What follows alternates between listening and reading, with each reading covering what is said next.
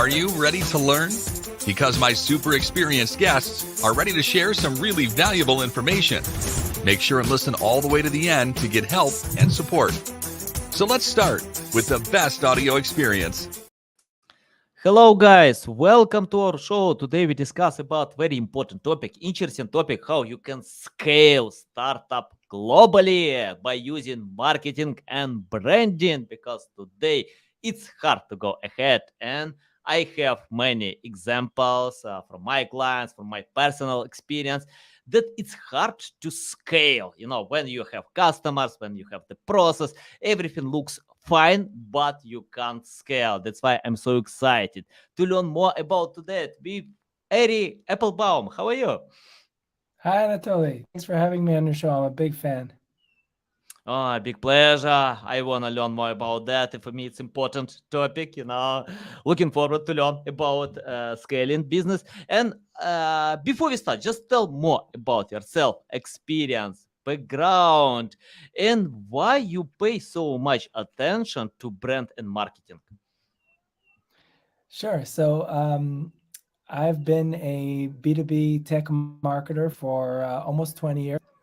I started on the PR side. So I used to work at some of the world's largest privately owned PR firms, Reuter Finn Partners, Venture First. And at these PR firms, I really learned the importance of brand building and storytelling. I was fortunate enough to work with dozens of startups while in the agency side, and then spent a few years in Boston. I live in Israel and mostly work with Israeli startups, but I spent a few years in Boston working with nonprofits and helping them scale and rebrand. And then when I moved back here, I moved in-house. And, I've had 4 in-house roles at various sizes. I started at a startup called AnyClip, which does video AI analysis and management, and then moved to a company called Apps Flyer, which is a unicorn in the mobile marketing distribution space, Audio Burst, Audio AI, and now I'm at Leap Expert with VP Marketing, and Leap Expert has a solution for responsible business communication. How do you take the most flexible tools and communication channels like mobile messengers and make them enterprise grade so even big companies can use them, but in a responsible way? Nice. So to answer your question, the reason I pay so much attention to brand is what I've learned in my career is technology is hard, but you can have the best product and the best technology. If the market doesn't perceive you as being superior, you don't stand a chance, right? You won't penetrate the market, and like you said earlier, you definitely won't scale. And that's why I put so much of my attention on figuring out the right framework for a strategic narrative, for branding, for positioning and differentiation. Those things together will make you stand out and succeed. Nice. Love it. Awesome. Okay, Ari, let's talk about PR. You mentioned that you started in PR agency or company, and I love PR. And I think PR is only one link building technique that Google loves. I remember when John Mueller on Twitter highlighted about PR, that PR sometimes even better and bring more results than technical optimization. So Google always encourage content creators to create high quality content and forget about link building. But PR, that's okay. You can use PR. It helps. So can you tell how to be creative in PR? Because I use this strategy. I pitch press releases for my clients. We get a few backlinks, not a lot, but these backlinks from high quality authoritative websites. So it brings more than many other link building techniques. Can you tell how to create the right PR campaign? How to analyze what kind of PR we can use to boost company positive reputation and many other things? Right. So PR is done primarily if we're talking about brand, PR is usually done primarily for brand purposes, right? So having a placement in a highly regarded publication where it's clear that you didn't pay anybody, but a reporter thought that it was important enough to talk about you and tell your story. That is, primarily for brand purposes. And when founders look at PR and start to try to count the lead generation, they're usually very disappointed, because even if you appear in a very popular website, it usually doesn't create such a massive amount of traffic to your website that will, when you start comparing what you pay to an agency, a PR agency, they're pretty expensive, usually won't pay itself back. And there's much cheaper ways. You talk about lead generation. There's much cheaper ways to acquire users. So PR is mostly brand and not user acquisition. But like you say, there's a very significant SEO benefit that comes with PR. Number one, even just the fact that you put a press release out over the wire, which could be free, a few $100s up to $1,000, depending on the wire service that you use and the distribution. Just putting it out over the wire gives you significant reach, and I've seen a lot of SEO benefit that comes with that, especially when it's automatically and manually picked up by some medium or even high domain authority sources. And then the real bonanza, of course, is if you're able to place an article in a popular publication. That's when you start to see the benefits, because if let's say Leap Expert, if we put out news and we're covered by a publication, let's say Forbes writes about us, then within days, right, sometimes hours, when people are searching for Leap Expert, Forbes is very good SEO wise. It will appear very high up, and then you get the not only generating the traffic, but also the brand and the SEO benefit. So I do think that PR has a lot of benefit and goes hand in hand with SEO. Nice, great. I'm interested about creativity. I think marketing can't work without creative marketing message. And once I read a story about a girl, 40 years girl. She filmed a video on TikTok about her dad, that he wrote a book or spent 14 years to write a book. And for 14 years, he got a few sales, not a lot. She did it from account with 0 followers. But this video became viral. Plus 40 million people watched this video, and today this book is bestseller on Amazon. So and I analyzed this video and got it. It's not a nice looking design, nothing special, but the message is unique. The message is creative. And I found she just wrote that my dad spent 14 years to write a book. I just want to help him to get some sales because he doesn't know anything about TikTok. Very simple. But 40 million people watch this video. Today we see this great results. And I think if we pay money for marketing, for PR, it will cost a lot to help some book to become bestseller on Amazon. Can you tell about creativity? How to find these ideas? How to find creative message? Because in PR it's very important. And I analyze successful PR campaigns, PR press releases, and I found most of them are creative. They don't replicate others. They don't copy something that we have today. They create something new and simple.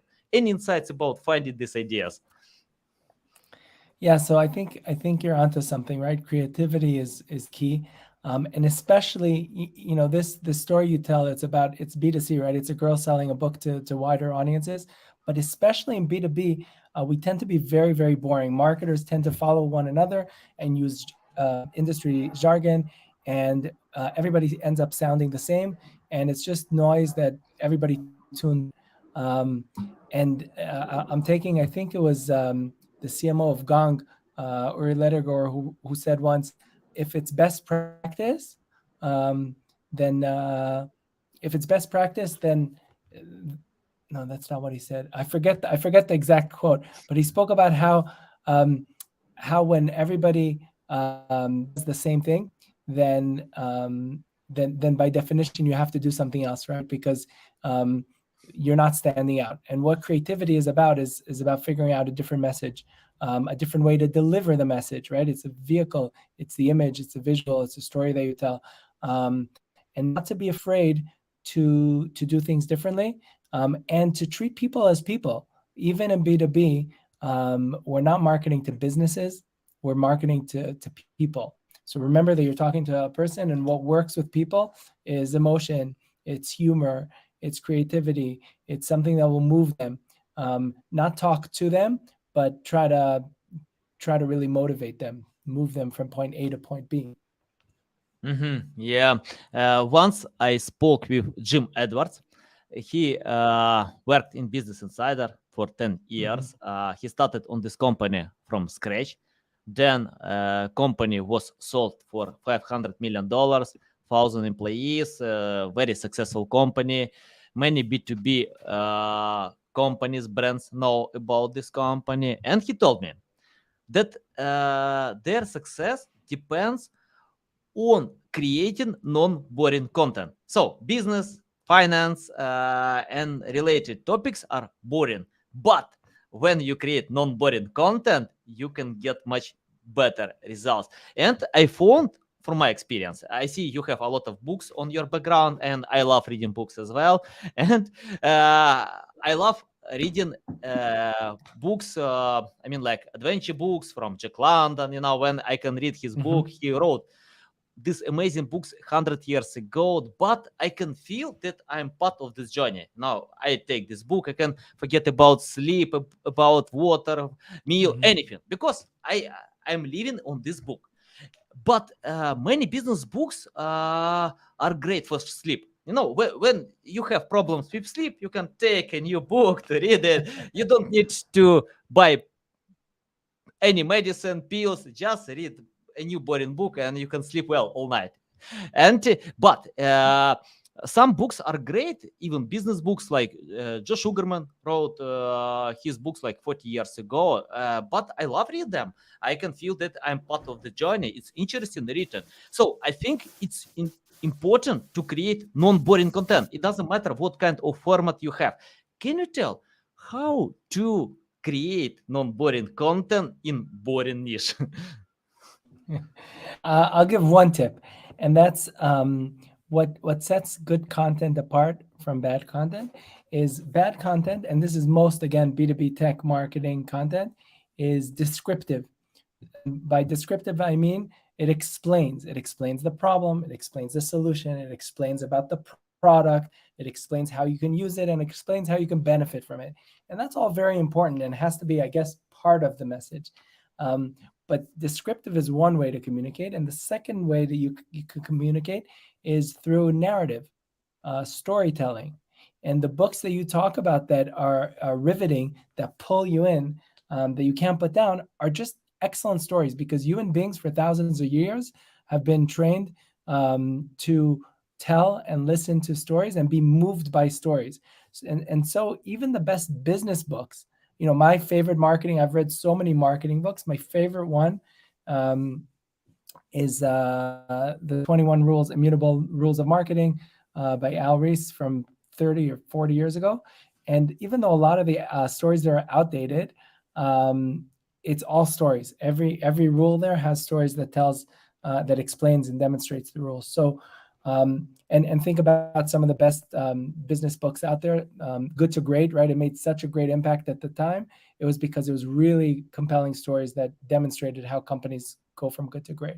And so the number one tip I can give you is find the creativity to move away from descriptive marketing and towards stories.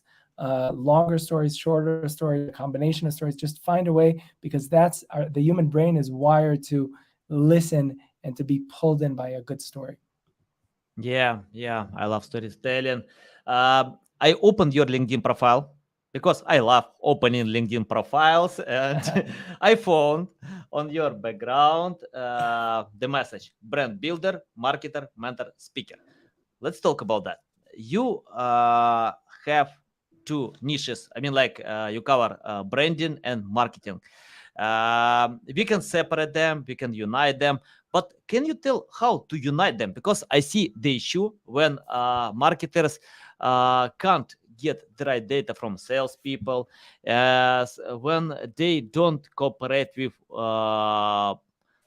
specialists who create brand awareness. So, can you tell how to unite different teams, departments, people, experts in one cohesive goal? Because you have experience with branding and marketing. Any insights how to unite them? Well, I'll tell you where I think the problem lays, which is a few years ago, 10 or 15 years ago, when the wonderful world of digital marketing evolved to a place where you can really anticipate how much impact you'll have. Every dollar that goes into the marketing machine, what will come out on the other end, right? With PPC and digital platforms.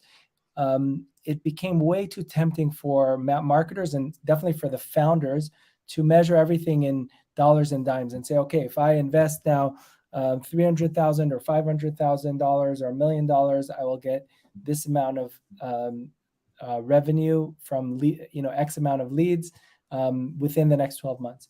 And I think that's very important. But what happened was with that, the smaller startups, when they had to hire their first marketer, the appeal was to get bring in the growth, the performance marketer first.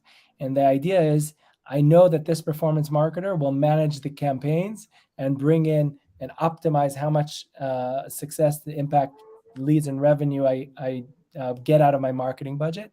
And what happens with that kind of thinking is, well, first of all, we all know what happened to media budgets and the platforms hiring, raising the prices, and the competition just eating the small guys for breakfast. So we know the challenge on that front. And then what you end up is with a soulless marketing machine. And what I mean is, yes, maybe you'll be able to bring in a certain amount of leads and a certain amount of revenue. But you asked me earlier about brand and scaling, and you hit a glass ceiling very, very early on.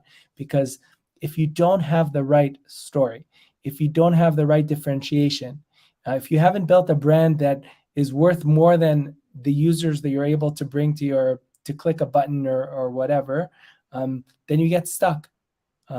Every single great startup and tech company that you could think of, every single one of them, a big contributor to their success was the ability to build a brand. A brand is bigger than the sum of its parts. A brand creates value around the name of the company, the story, the promise that it brings to the world, and it attracts the best employees, and it attracts the best partners, and of course it attracts customers. When you're comparing 10 competitors, you're going to be attracted not to the cheapest price usually, even though price is always a consideration. The brand gives you so much more.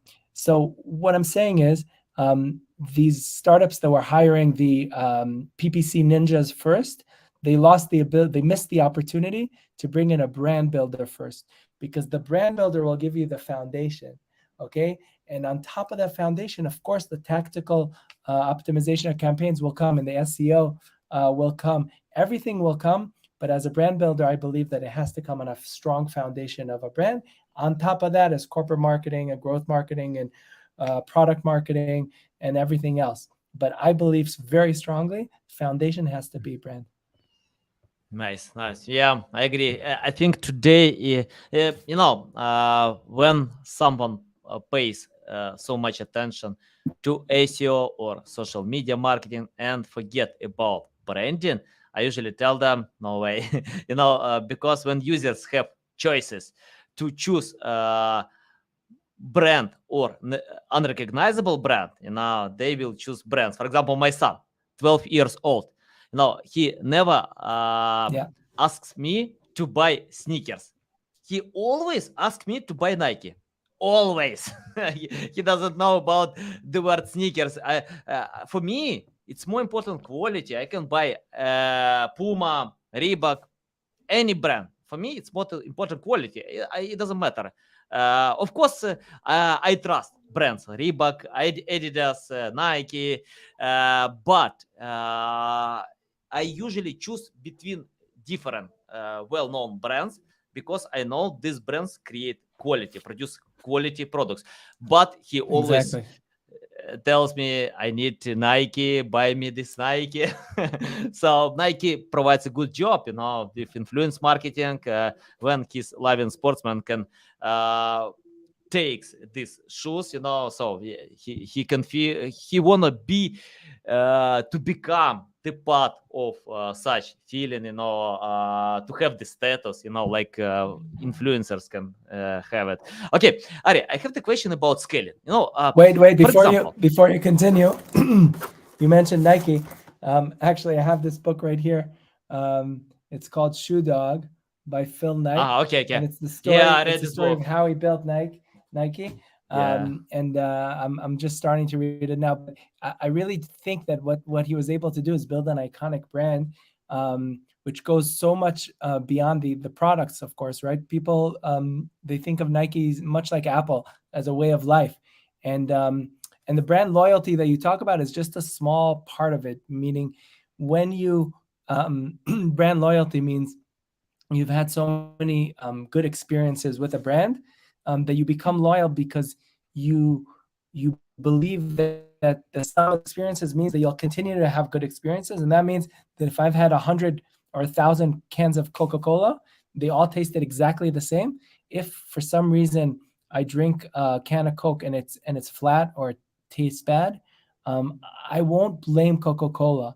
I'll think that it was the fridge or the store or something went wrong because I have brand loyalty. I know the quality of Coke. I know that it's always the same. Same with the Nike product. If something tears, I won't think that Nike now is subpar. I'll think that something happened on the way. Maybe I did it. And that's the type of experience that the brands go for, and that again in B2B we're trying to emulate. It's much harder. Yeah, it's interesting about Coca-Cola and Pepsi. Once I read one comparison or study when researchers invited 100 people and gave them Pepsi and cola, but people didn't know what kind of drinks they have, and most of them replied that Pepsi is better than cola. Most of them, but cola sells a lot more drinks than Pepsi. So because of this branding, because of creating brand awareness. And by the way, it's very good book. I love this book because when he shared the story, how to create an awesome brand, how much headache he had. It's painful, a lot of mistakes, but he never gave up, keep going, changing habits that we have. Yeah, awesome book. I love it. I love it. Okay, Ari, let's talk about scaling. For example, it's not like to hire two times more people to get two times more sales. It doesn't work like this. So, can you tell Right. then how to scale business when you have stagnation? Everything looks fine. You have sales, customers, but it's a big struggle to scale. Any insights how to do it? I think the one tip is experimentation, right? So marketing is very, you're talking about you were just talking about the journey of a founder and what a headache it is and how you have to keep trying. It's the same thing with marketing, right? Founders and marketers have a very similar parallel journey because you have to be very up for the wild ride, which involves so many pivots and changes and experiments. Because every morning you'll wake up and there'll be surprises, right? So marketers need to know that if something's not working, there's always a plan B. There's always something else you could try. It could be on a strategic level, which is looking at new a new go-to-market strategy, exploring a new market. Maybe we didn't think of selling to this market instead of that, or a different persona within the organization, different geographies, right? The list goes on. And it could be strategic in terms of changing the pricing, if figuring out what's not working in order to remove that friction point. And it can be very, very tactical, as tactical as changing an image or a CTA on an ad. And sometimes you just do it again and again and again. 100 times it'll fail, and then on attempt 101, something all of a sudden unleashes, and then you could just dial up the campaign and sit back and enjoy the revenue. But I think what it means is you have to continuously experiment. You have to move really, really fast. You have to not be afraid. Jeff Bezos speaks about the problem that people think that most of the choices in a workplace are a one-way door, meaning if I make the decision to go from here to here, there's no going back. And that's why there's stagnation, because people are afraid of making a mistake that's irreversible. But Jeff Bezos says it's not true. 95% of decisions you make in the workplace are a revolving door, right? You could make the decision, and if you made the mistake, you'll walk it back. Maybe there'll be a cost, and maybe you'll lose something. But in a healthy workplace, that's encouraged, and that's what Jeff Bezos did for many years as CEO of Amazon, was encourage people to say 95% of the decisions are a revolving door. So make them, and if you make a mistake, we'll figure out a way to walk them back. Same thing with marketing. You have to continuously change and start and experiment and try things, and make sure you go to work for a boss who understands that and has the mindset to say, okay, you failed 95% of the time, but the 5% of success is going to be exponential, and we're going to explode. And not stop you after the first 5 mistakes.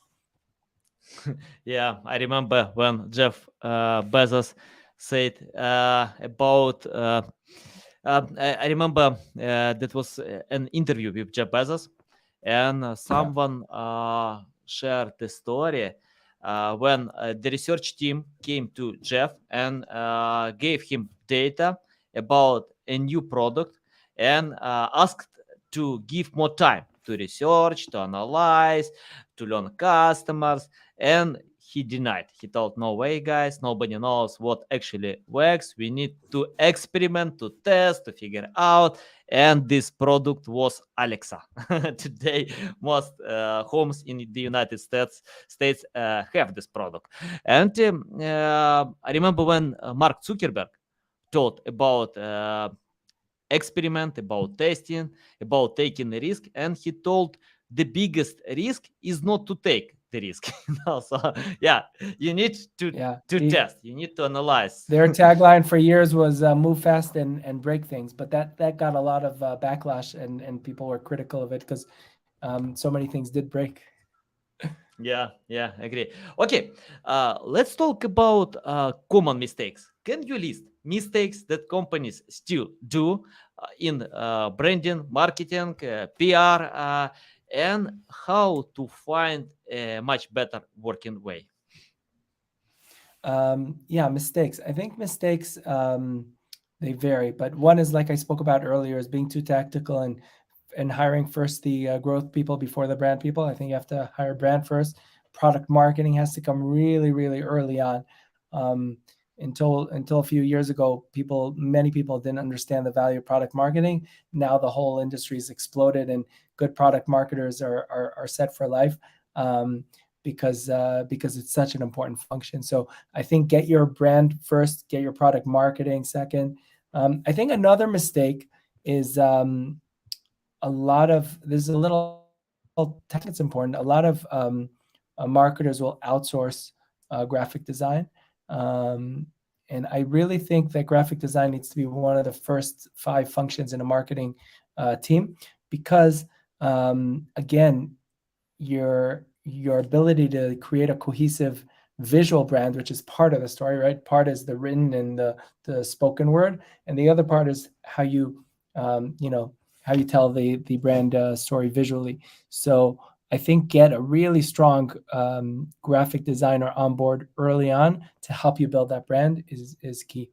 Other mistakes that the marketers do, we spoke about PR earlier. So oftentimes people outsource PR to an agency. Agencies tend to be expensive, and then not maximize that asset. So a lot of agencies, some agencies are great, but a lot of PR agencies will take money and basically not do so much. And you have to really be on top of them and not think that it's an on-off switch. I have an agency and now I'll get results. You have to be invested in the process. You have to push them. You have to make sure that you're allocating time to speak to journalists, etc. So I think that's important. And I do think that the model is changing in many cases, not in all cases, but in many cases, it's better to bring corporate communications in-house and manage PR that way. Oftentimes you'll see more results. Another common mistake on social media is thinking that posting a little bit here and there will do the trick. It's not engaging, right? It's not engaging in conversation influencers and others in order to create this momentum around your social media. It's thinking of social media as another place to push out news about your company and congratulatory stuff, instead of building thought leadership and using LinkedIn, for example, as a thought leadership platform. So I really encourage marketers to build up a thought leadership capability in-house, to work with your senior leadership and with anybody who's good in their company, to turn your company from a leading company to a company of leaders, where every function is seen as a leader in their community, and the results you'll see there are tremendous. Yeah, nice. Awesome. Okay, Ari, I have the question about how to learn from scratch. I found, I usually get much better results with customers who understand SEO. If they know how SEO works, if they know importance of creating high quality content, we usually get better results.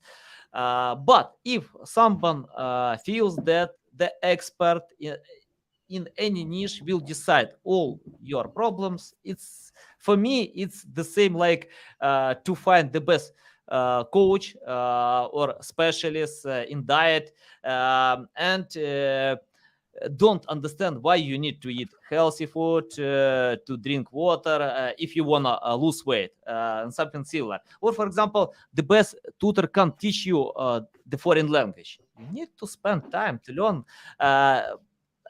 Experts usually show the way where to go. Can you tell, for example, if you started today from scratch, without any experience, knowledge, skills, completely from scratch, what will you do today to learn more about marketing and branding? So first of all, I want to agree with you that it's very frustrating when you get hired for a job, and then not trusted to do what you know to do best. For example, in SEO, it's a warning sign if somebody comes to you and says, I want results, and doesn't understand that SEO is a long game, right? And yes, you'll see results in a few months, but it's going to take time, and then it'll be exponential. That's just how SEO works. And yes, there's things you can do immediately to tweak and optimize, but if people have such a short-term view, run away, run away, because you won't succeed. You'll succeed, but they might cut you off before you're able to. So I agree with that view. In terms of what I would say to myself at the beginning of my career is get yourself mentors. I think that a lot of people are willing to give back, and I certainly do. I spend a significant amount of time helping startups and younger founders to figure out their marketing, at no cost, just to give back to the community. So find yourself some good mentors, and you'll learn a lot from them. That's number one. Number two is, again, I'm going back to LinkedIn, because there's so much good content out there. Make sure you're connected to or following some of the key marketers, and there's plenty of lists out there of the top marketers to learn from, because if you just spend a few minutes a day reading and learning from them, you will grow very, very fast. And number three, of course, is find the best tools and automations to make your life easier. When I started my career, there was almost nothing, but today there's thousands of solutions out there. I don't want to sound like a broken record, but everybody's talking about ChatGPT. Even even today, my team is benefiting so much, even from the free version. And of course, there's mistakes and there's problems with it, but the ability to save time and not start with a blank slate, but get some written content and then edit it is super beneficial. So find the tools that are best for you and use them to be a more efficient marketer. Yeah. By the way, ChatGPT, impressive growth. Because I was surprised about this growth. Let me explain why. Because AI tools existed before, so we had Jasper, Copy AI, many others. And for me, it's hard to tell what kind of difference we get on ChatGPT and these tools, because these tools use the same model from OpenAI, but this ChatGPT just, I don't know. I remember, I found a comparison about growing some brands. Instagram got 1 million followers for 2.5 months. ChatGPT for 5 days. Netflix, Facebook got 1 million followers, users for 10 months. Netflix like a few years. Many other great brands, many years. But ChatGPT for 5 days. And I read an interview with CEO of ChatGPT and some employees, and they were surprised about this popularity. They didn't expect. But what they said, they paid so much attention to create something new, interesting, and it's not the best nice looking design, just functionality now how it works. So and let me ask about ChatGPT. iPhone, many writers, probably almost all writers, use this tool. But this tool just rewrite existing content. And I explained to writers who cooperate with me that we don't need to use this tool so much. I mean, like to overuse, because if we create content with this tool, plus 1,000 people can create the same content. It's not unique. It's not, even if you get 100% with many tools, it's not unique. It's the same stuff that 1,000 other people have. So can you tell the right way of using this tool? How to create content by using ChatGPT or any similar tool, but unique content? Right. So I agree. There was just last week or 2 weeks ago, there was 1 or 2 editors of science fiction journals that are open. They're open to submissions, and they get an X amount of submissions from writers every week or day or month. And they said that the last few months have been insane. There's been an exponential growth in how many submissions of stories they get. And what they said is that these stories are so clearly written by ChatGPT. They were so boring and soulless and useless. So of course, they didn't even consider them for publication. And I think they closed off for submissions until they could figure out what to do. But I think what it shows us is that there is still value in the creativity of a good writer. And somebody just last week wrote 2 stories about, I think it was about a birth of a baby, how ChatGPT told the story, and how a good writer could dramatic moment of birth. And it was really night and day. And one was so emotive and the other was just blah. So we have here a problem when it's basically, we all know that ChatGPT uses basically its statistics to predict the next letter and word and sentence. That's not going to ever be, or at least in the short term, it's not going to be creative genius.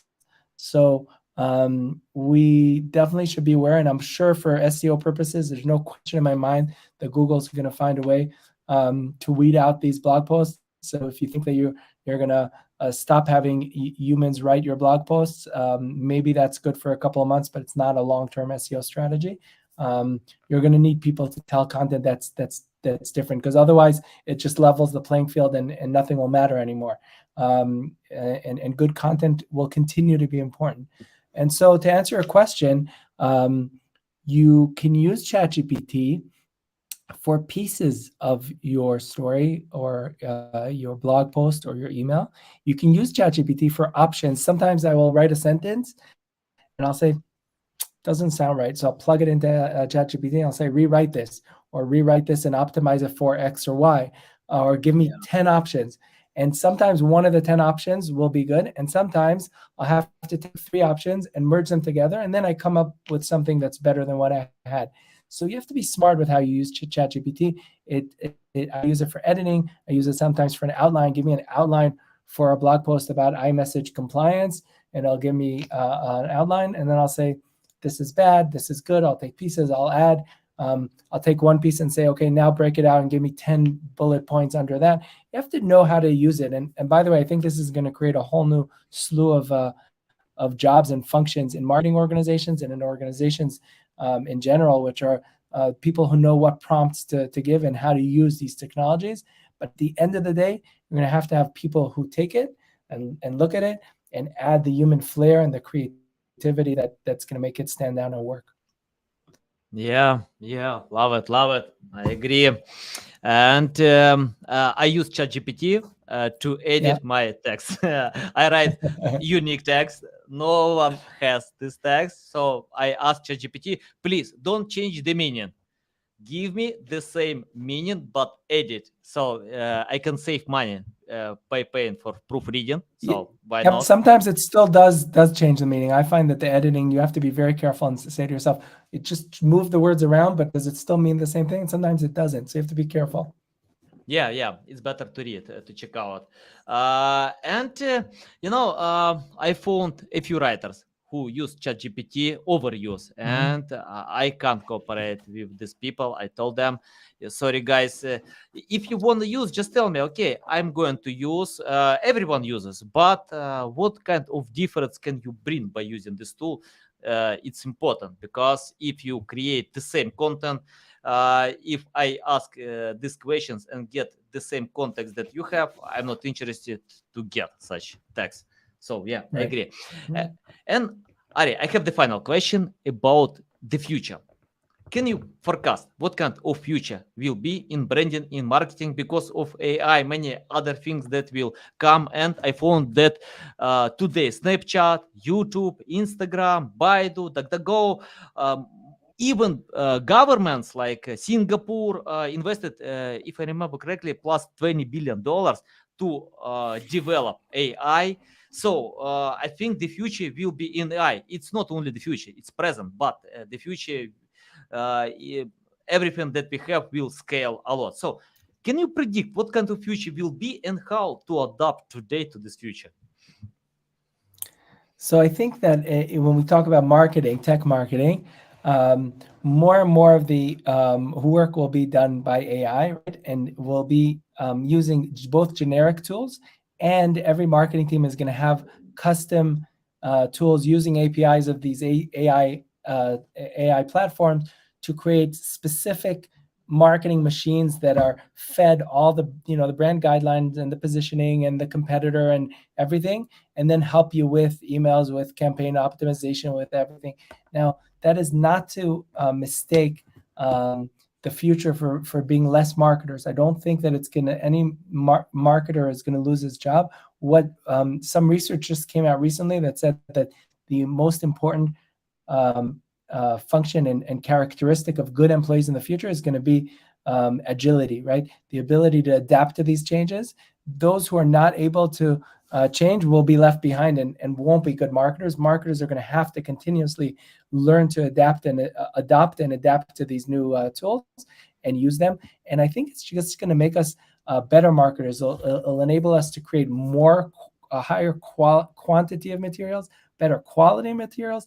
And going back to brand, what's going to be more important than ever is how do you build a strong brand around this? How do you tell a story that's compelling? How do you make this full of emotion? How do you create desirability? You spoke earlier about Nike and about iPhones, and I think that um, and your son, right? And I think at the end of the day, one of the hardest things to create is something that's desirable. How do you create FOMO? How do you create a brand where people say, I need that, I need to get that? And so the market of the future is, on the one hand, going to use all these AI tools and generate lots and lots of very, very data driven, even more than today, and analytical and measured channels of acquisition and impact. And on the other hand, is going to have to spend a lot of time on the strategy of the brand and on creating something that people can connect to. And the last thing I'll say is it's going to make relationships more important than ever. I don't know if you've noticed, but in 2023, conferences are exploding. We thought with COVID that there would be no more. Everybody moved to webinars and this and that. Forget that. Why? Because people want to meet people. They want to build relationships. And so marketers will be a lot more about building brand, as I said, building relationships, and building a community around their product, around their people. And so it's going to be a very interesting ride. Nice, nice. Yeah, I agree. Because in conference you can see people face to face. On on online, we don't know who can speak with you, and yeah, chat technologies are growing. So yeah, people wanna have this communication relationship. Ari, it's a big pleasure to get in my show, to learn from you. Tell our audience the best way how to learn more about you, how to follow you, how to reach out to you. So thank you for your time, Anatoly. The best way to connect with me is on LinkedIn, Ari Applbaum. Notice that there's no E, so Ari Applbaum, Applbaum. I also have a website, ariapplebaum.com, which will be upgraded in the next few weeks or months. And before we say goodbye, I just want to say, Anatoly, that we didn't mention it at all. But since it's been a year now, I do want to say, here in Israel, I live in Israel, the people of Israel are very much with the Ukraine, and we know it's not going to be fast and it's going to take a long time, but the Ukraine will prevail. Yeah. Thank you. A big pleasure, a big support. Yeah, it's a really hard time. I still have business in Ukraine. I keep helping, donating them. I'm pretty sure that Ukrainian army will provide a good job to destroy this army that came to free Ukrainian people from whom we don't know.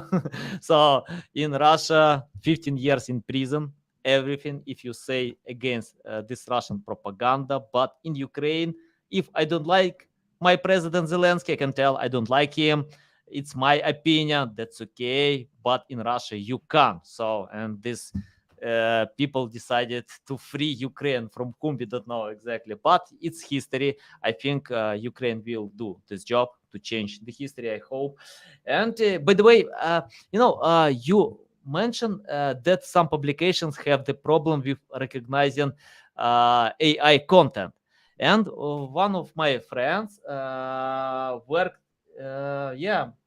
he works in CopyLeaks, the company that can help with recognizing AI content. By the way, I didn't test this tool. I'm going to do it because I found two writers who can just create the same content without providing extra insight. So yeah, I'm going to jump with this tool. I think many other similar tools will come to the place because Yes. it's a No big issue question. today.